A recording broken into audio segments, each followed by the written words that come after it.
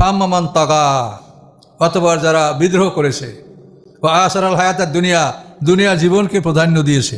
দুইটা কথা, বিদ্রোহ করেছে এবং দুনিয়ার জীবনকে প্রাধান্য দিয়েছে, তাদের কি ফাইনাল জাহিম আহিয়াল মাওয়া, নিশ্চয়ই জাহিম দোজক জ্বলন্ত আগুন তার ঠিকানা।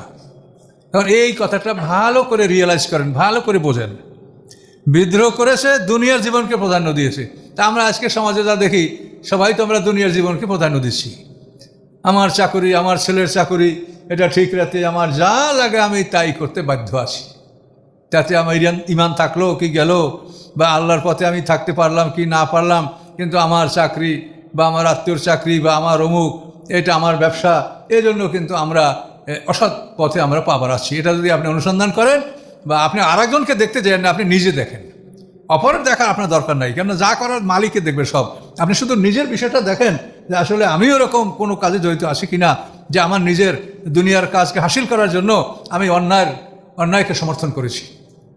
এটা যদি থেকে থাকে তা আপনাকে এটা বর্জন করে তওবা করে আল্লাহর সাথে ফয়সালা করে। না, আমরা ফয়সালা করতে পারবো না, আমরা পরামর্শ দিছি, ফয়সালা করতে হবে আল্লাহর সাথে।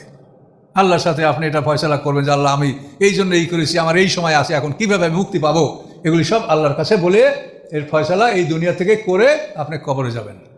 এটা হলো আপনার মুক্তিপথ।